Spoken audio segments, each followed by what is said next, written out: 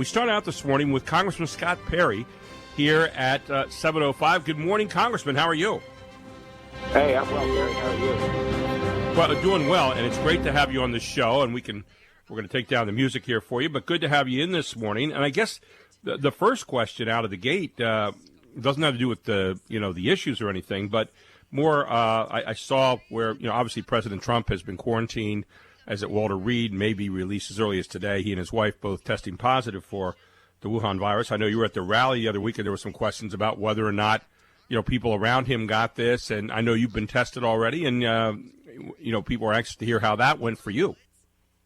Well, whether you like it or not, in this vocation with COVID, there's a lot of testing. So I don't know what number I'm up to now, but if you don't like those tests, it's not the most pleasant thing. But I got tested on Friday, and I just to kind of make sure.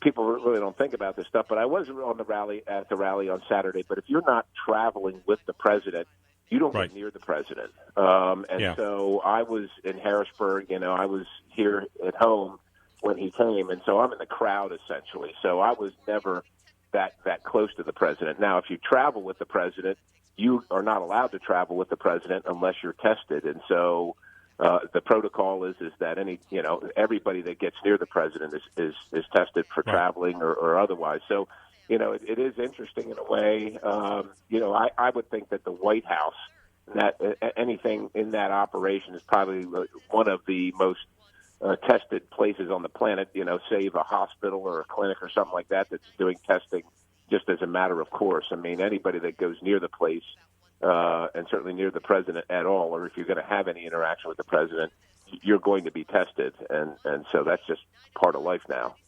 Scott, let's talk a little bit about some of the issues this morning. As you look at this race this year, and obviously Eugene's going to be on this morning at 7:35, but the economy has been probably the top thing right after the COVID-19 thing, and they're kind of intertwined now. What are your thoughts about the two and where we are as a country right now and what we need to do to get out of this whole thing?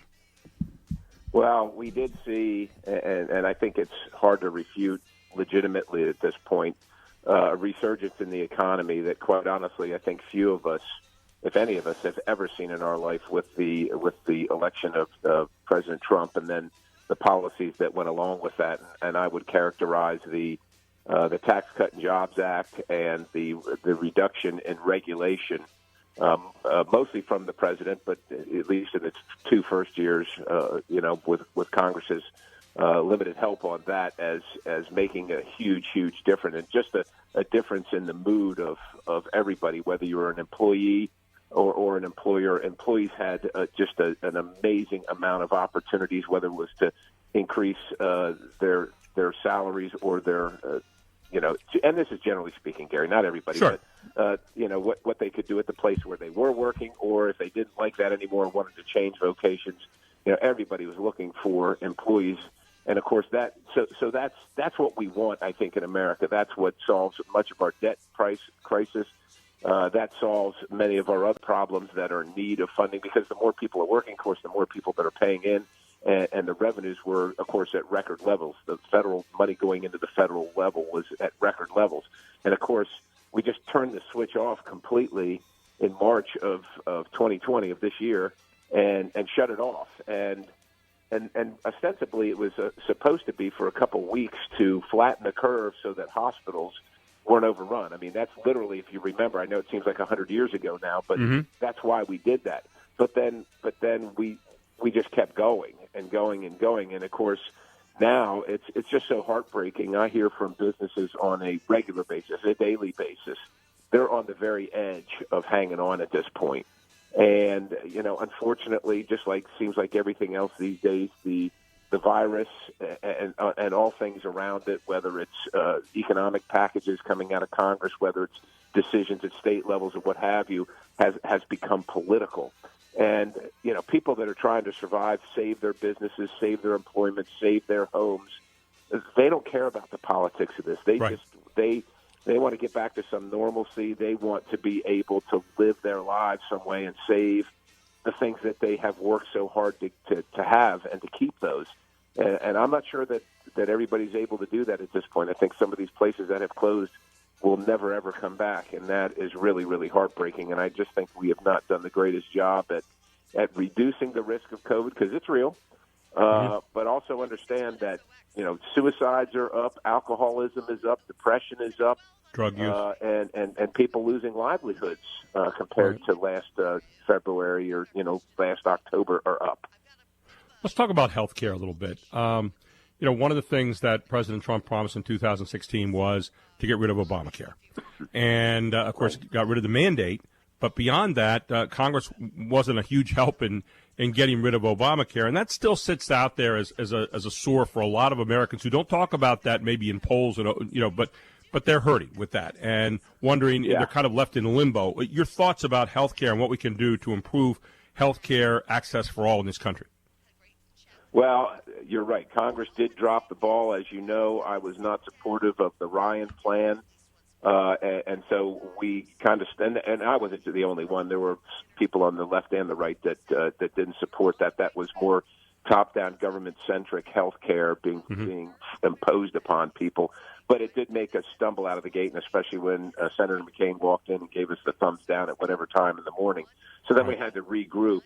And we just didn't have the will. I talked to the speaker then, Paul Ryan, about it, and he said, "No, we're moving on. It's over now. We're moving on." And so we were left with the vestiges of the ACA. And as you said, the president removed the mandate, and the president, unfortunately, has been left out there on his own to deal with it. And he has, in great effect, to tell you the truth. If you look, actually, prices have come down in almost every single plan. They're not great. They're not great, but they are at least heading in the right direction. And on prescription drugs, the president has unilaterally reduced the prices. And you look at things like insulin, something that I've been working on diligently. I mean, some of the Obama era or ACA deals that were made allow these three companies that manufacture the stuff. I mean, it's not like there's a mine somewhere where we go get insulin. I mean, it's manufactured, but the prices are just astronomical based on the deals that they had made during the ACA. And all those things need to be unraveled so that we have a competitive market and that we have an innovative market, and people can have patient-centered health care that they drive, that they decide what is important to them between them and their health care provider, their practitioner, not insurance companies, not the governor, and not the government of the United States of America. I mean, we can help to kind of level the playing field and set the conditions for that. But we have obviously we have very different viewpoints now in Washington, D.C. between Republicans and Democrats. Republicans still want patient-centered health care that is between the provider and the patient, and Democrats want essentially Medicare for all, and there's not much ground in between that. We're with Congressman Scott Perry this morning as we talk about the issues in his campaign with Eugene DePasquale for the 10th congressional seat. Eugene will come up this morning at 7:35. When we come back, Scott, I want to talk a little bit more with you about international relationships, immigration, maybe a little bit about legislative priorities, and maybe the contrast with your opponent. We're with Congressman Scott Perry from the 10th Congressional. He is running again for his seat, which they do every 2 years in the House part of the Congress. And he's back with us. I wanted to talk with you a little bit, Scott. You've been a part of the Freedom Caucus during that time, and you've been in support of the president's policies. I'm one of those that the president came in on. The number one policy was probably immigration. Your thoughts about where we are on immigration today and any reforms we've made, or, the battle that is going on in the country between people who would have people come in the back door or people come in the front door. Your thoughts about that?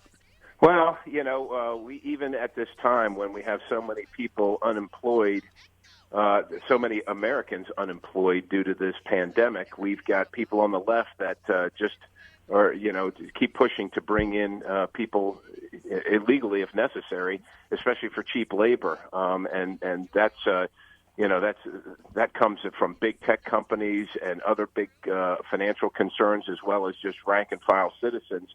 And it's to me, I just see that as a slap in the face for Americans that are trying to make ends meet and see their prospects rise. And I think that we should have a an allegiance to them first. I think the president has kept his promise as much as able by and large regarding, the wall. And I think the wall, a physical barrier, if you talk to the Border Patrol, look, I'm not a Border Patrol agent, but I've been down the border many times. I've been to many other places that have physical barriers on their borders. They make a difference because they allow you to spread your finite resources over a greater and a wider area. And they're deterrents where they are. They're not perfect, but they make a difference and they make a positive difference in securing your country. And with the threats that we have these days, I think it's critically important. And I'm not talking about just national security threats, but the economic threats that we have as well. We cannot simply continue to watch this fentanyl pour into our country, from China through Mexico to up across our southern border. That affects people in York County and South Central Pennsylvania, Pennsylvania, as well as the rest of the country. And we can do something about it, and that's part of the answer. So I think the president's done, as quite honestly, a remarkable job. Based on the adversity that he's had to deal with in trying to get that done. And it seems quite simple, I think, to most people. We're Americans that want to be giving and want to be very, very charitable. We get that, and we get that people are hurting out across the world.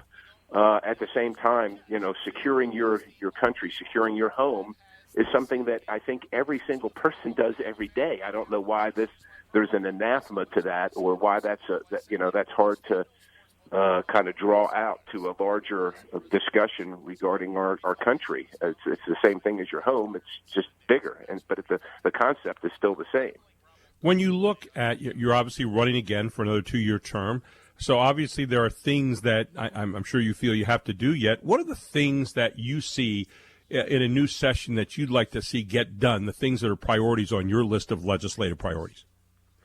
Well, as we tend to focus, not completely, but we tend to focus somewhat on the committee assignments that we have, because you're probably more knowledgeable because of the committee assignment, hearings, and so on and so forth than other members. And so for me, as a Transportation and Infrastructure Committee member, as well as a Foreign Affairs member, I would like to see us get a transportation bill out that has some predictable longer-term funding and was more efficient than what we have now, and really addressed some of the needs that not only Pennsylvania has, but that the rest of the country has. And so I'm going to continue to work on those things. On the foreign affairs front, China is front and center, whether we like it or not, and there are other things as well. But I just introduced a bill last week to label China transnational, well, not China, but the Chinese Communist Party, a transnational criminal organization, because they continue to steal our property. They keep on